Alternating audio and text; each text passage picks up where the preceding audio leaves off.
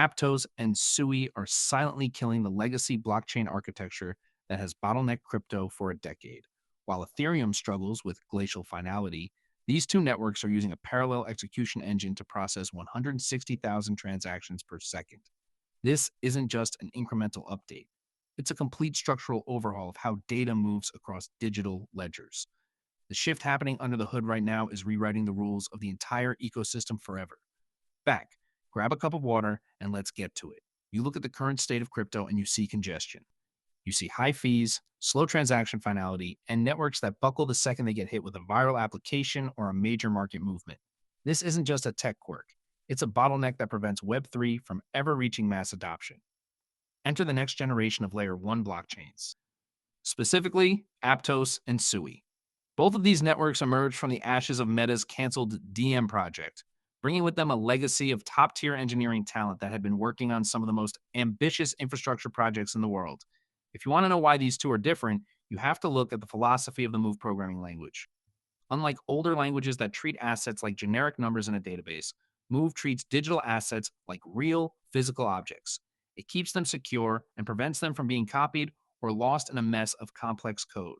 That is the foundational layer of trust. Now, here is your first win for today: understanding the parallel execution model. In traditional blockchains like the original Ethereum design, transactions are processed one after another in a straight, linear line. Think of it like a single lane bridge where every car has to stop and pay a toll before moving on. If one truck breaks down, the whole line stops.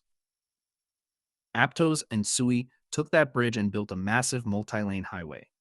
By using parallel execution, they can process thousands of transactions simultaneously, provided those transactions don't interfere with each other.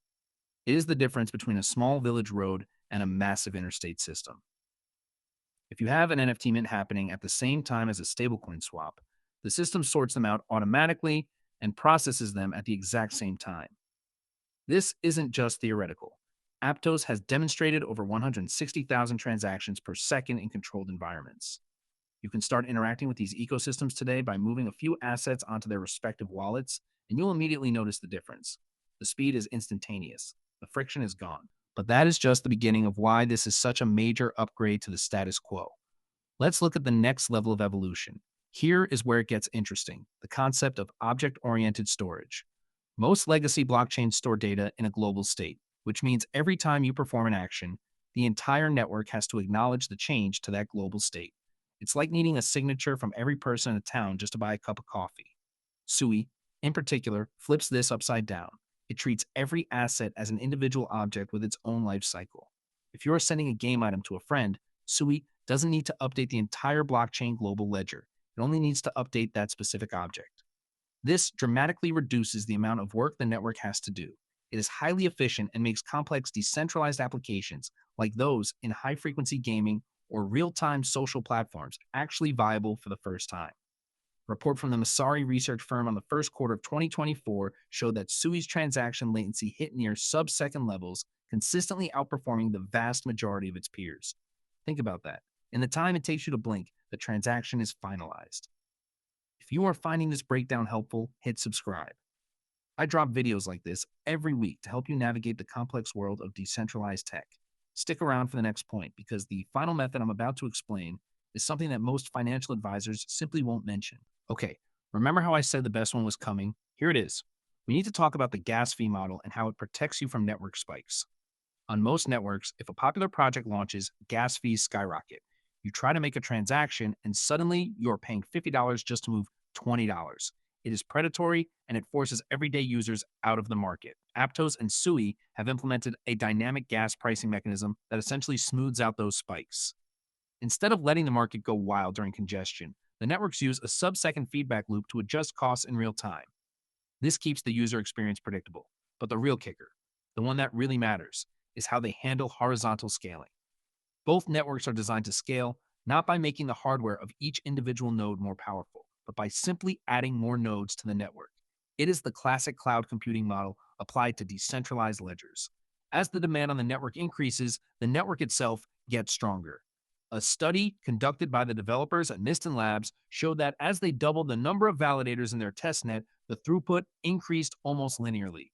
That is the holy grail of distributed systems. It means that theoretically, There is no hard cap on what the network can handle because you can always add more capacity. Let that sink in for a second. You are looking at infrastructure that is designed to grow with the population of the entire internet, not just a niche group of crypto traders.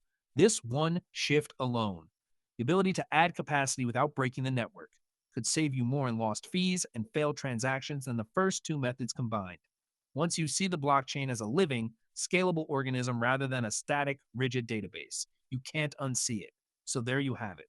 Three real ways these next gen layer ones are changing the game, and the last one alone changes the entire economic model of the digital future.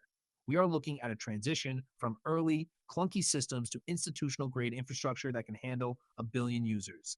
It is not just about faster speeds, it is about accessibility, security, and economic sustainability. If you got value from this, share it with someone who is still wondering why these specific chains are getting so much attention, and subscribe so you don't miss the next deep dive. I've got something even better coming next week where we look at the specific decentralized applications that are currently building on top of this architecture, and you will not want to miss how they are using these tools to build real world products. See you then.